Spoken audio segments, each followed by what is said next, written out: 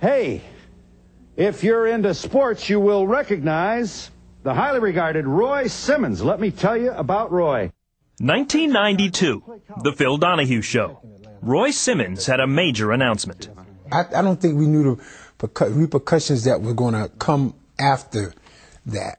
And he comes here today to tell you that he is now and always has been gay. My friends were like in shock. Roy, you must have went out and and just got toasted and you got a major hangover.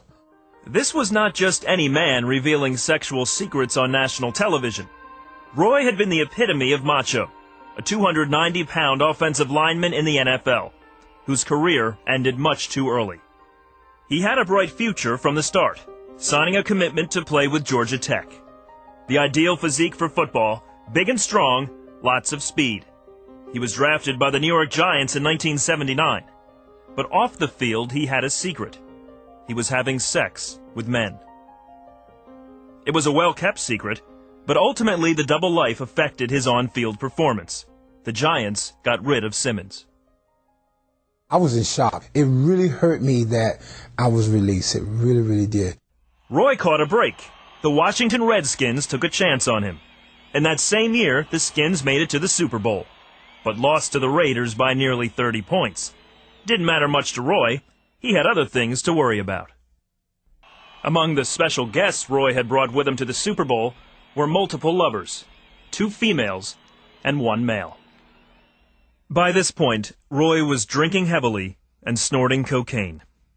But he didn't last long with the Redskins. They didn't want him either. Hard to feel sorry for Roy. His wounds were self-inflicted. Except for one. As a little boy, Roy did odd jobs around town. A woman asked him to clean her house while she was out. However, her husband stayed home. He had some cocktails. He'd been drinking. Eventually, he called me into the room and he turned me around and basically, he did what he wanted to do. That was the first big secret in Roy's life, and it had a profound impact. After the Redskins dumped him, his NFL career was over.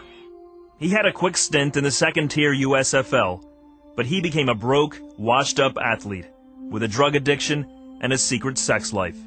In 1990, he headed west. I'd heard about, San Francisco, the gay life and the gay capital.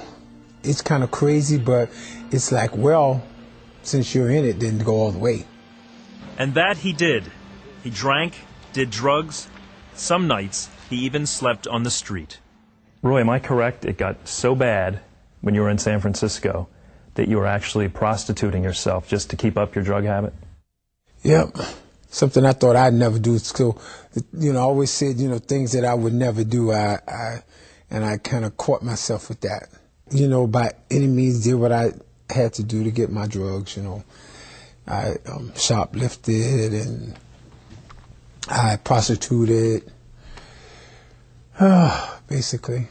I think through the years that, there was a lot of confusion, brought about in my life, due to the rape. And it led me in areas that I cared not to go, but I went there. Did you feel like God wouldn't accept you where you were at? You are correct, because when you're out in sin, you really feel like you're cutting yourself off. You're ashamed that, oh, look what I'm doing, and I can't come to Him like this here. I can't go to God and in prayer or whatever. He surfaced briefly, making his appearance on Donahue. A few years later, a doctor gave him a grim diagnosis. He called me in, and he gave me the results, and my knees buckled. He told me that my test came back positive, and I guess the initial thought is, I'm going to die. I've known people, some live a month and they were gone. He was HIV positive. Roy Simmons was hopeless and essentially just waiting around to die. But he made a desperate call to his best friend, Jimmy Hester. and as a result, moved here to Martha's Vineyard, where a remarkable physical and spiritual cleansing has taken place. Jimmy Hester is also HIV positive. He went to the Martha's Vineyard Holistic Retreat because of his HIV. He's made great strides with his physical health, but he also found something he never expected, a relationship with Jesus Christ. That relationship started soon after a Bible study invitation by his doctor, Ronnie DeLuce. And now Roy is also meeting with Dr. Ronnie, and he's feeling great. But it's his spiritual recovery that has had the biggest impact. He was recently baptized. His pastor, Marcia Buckley. Roy is hungry for God. He loves God. One thing he appreciates is the fact that he's alive in the Lord and that God has given him a chance to live. We, spoke on and learned about, homosexuality and I guess connotations and everything that goes along with it, and it's really, against God's will.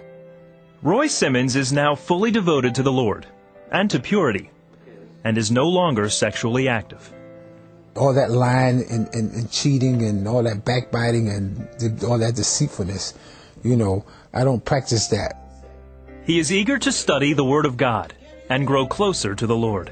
Thank God for Jesus, him, dying for my sins, and on a daily basis I can go, I can go to him in prayer and just put it out there and being honest about it, coming into the fold, just coming to the knowledge of God and just how wonderful and great he is and powerful, and feel, the love of Jesus. It's a beautiful feeling. Whew.